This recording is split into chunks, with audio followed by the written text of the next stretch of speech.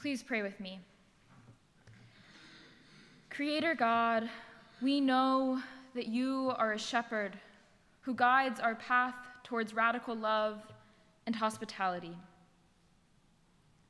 My hope is that when I speak, it is not my words, but your Spirit that fills this space. Let the words of my mouth and the meditation of my heart be acceptable in your sight, O Lord. Amen. According to studies done throughout the world, babies recognize their parents' voices as early as the 3rd trimester of pregnancy. In other words, they are born knowing the voice of their mother. Before they can see, while their vision is still fuzzy and the world is just a blur, it is voices that act as a path so that babies know the ones who love them. In the gospel lesson today, Jesus tells a story about a gate, a gatekeeper, a shepherd, and his sheep. Jesus says, "The one who enters by the gate is the shepherd of the sheep. The gatekeeper opens the gate for him, and the sheep hear his voice. He calls his own sheep by name and leads them out. He calls each one of his sheep by their names because he knows them deeply and genuinely and truly. And then, when he has brought out all his own, he goes ahead of them, and the sheep follow him because they know his voice." But Jesus doesn't stop there. He goes on to say that he is the gate for the sheep. Before he says that he is the good shepherd, he says, "I am the gate. Whoever enters by me will be saved and will come in and go out and find pasture. I came that they may have life and have it abundantly." Jesus is not just the shepherd who leads, he is the gate itself. The place where the sheep find both safety and life. Now, to be honest, I know nothing about farming or shepherding sheep in today's world or in the first century.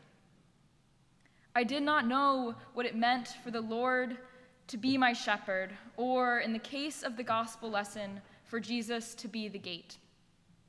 My knowledge of shepherds was limited to the stories I heard in the Bible, in Christmas pageants and carols, where children's heads were covered in blankets and they were given sticks to be their staffs.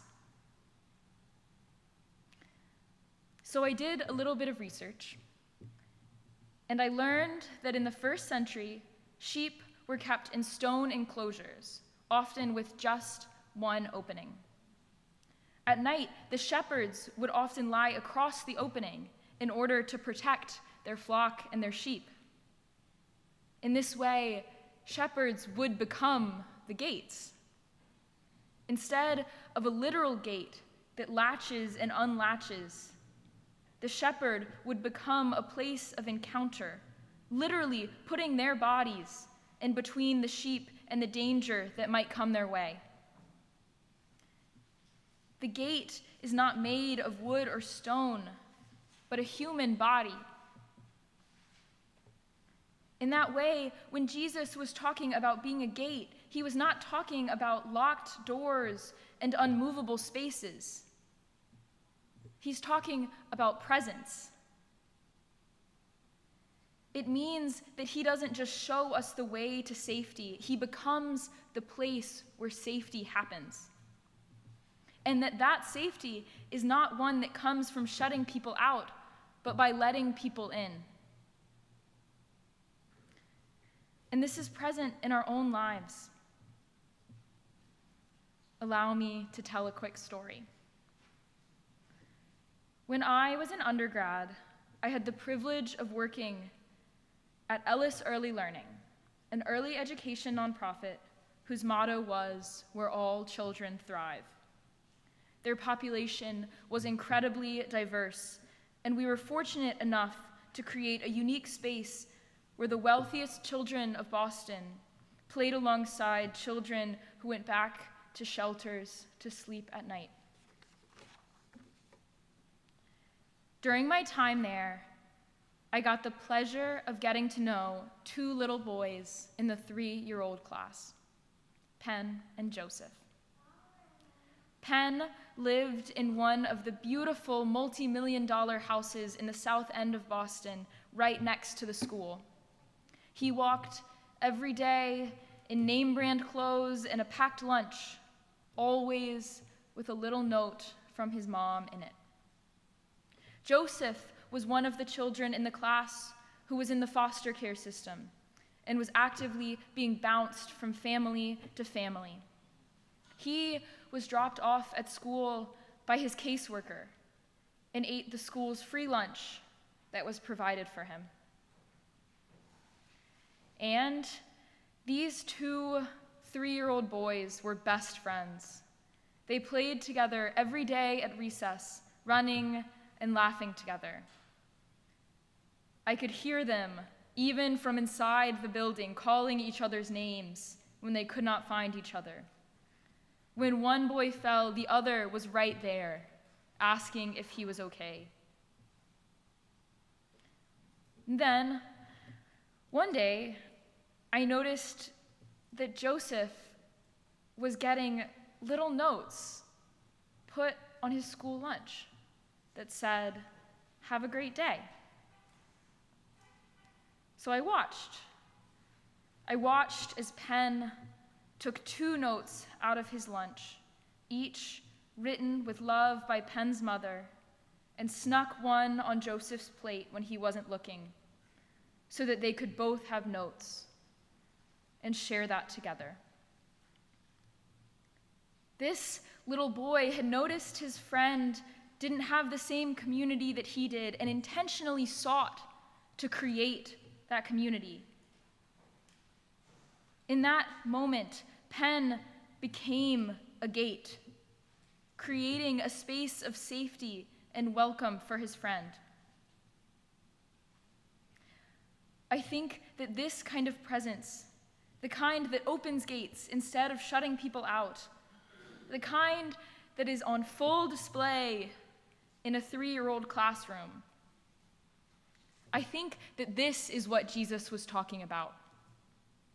The gate that promotes inclusion by letting anyone who shows up enter. The gate that allows those who have been turned away again and again and again to take a step through the gate by following the shepherd's voice. The gate that stays open. And let's be clear, some gates, many gates in our world are closed.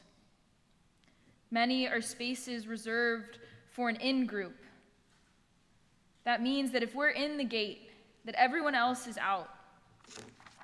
That means that we don't want to leave for fear that we might not be given that space again.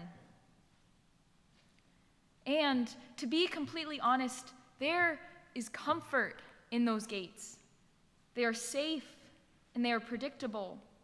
They are filled with people who look like us and believe what we believe, that make us feel at peace. They don't demand anything of us.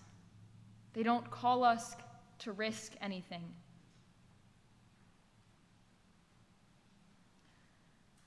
But that is not the kind of gate Jesus is talking about.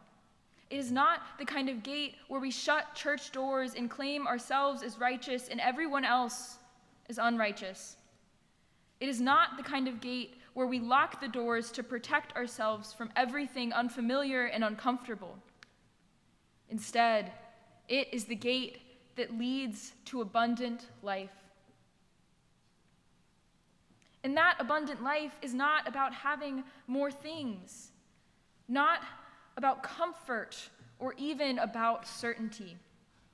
Instead, the abundant life that Jesus talks about is being known fully, seen fully, and called out by name. It is the kind of life where there is room to come in and go out, where there is room to find pasture. It is this life that the psalmist writes of in the 23rd Psalm. The Lord is my shepherd, I shall not want. He makes me lie down in green pastures. He leads me beside still waters. He restores my soul. That voice that calls the sheep by name in John's gospel, that is the same voice that leads us beside still waters. The same voice that restores our souls. The same voice that never leaves us, even in the confusion and the uncertainty. The kind of voice that stays, even when we walk through the darkest valleys. That's the kind of gate that Jesus is. Not one that promises that the valley will disappear. Not one that removes all the danger from the world, but the one that sleeps in front of the opening. The gate does not say we won't walk through difficult times. Today's world is filled with difficult times. It says we won't do it alone. And I think that's where God's voice comes back into the picture. Every day, we are faced with voices that compete for our attention. Ones that tell us to be afraid, that there is not enough, that we need more. Ones that tell us to hold tighter, to build higher walls, and to close the gate. But the shepherd's voice sounds different. Instead, it sounds like an invitation to compassion. It sounds like someone calling you by name to say, you belong here. Over time, we can learn to recognize that voice.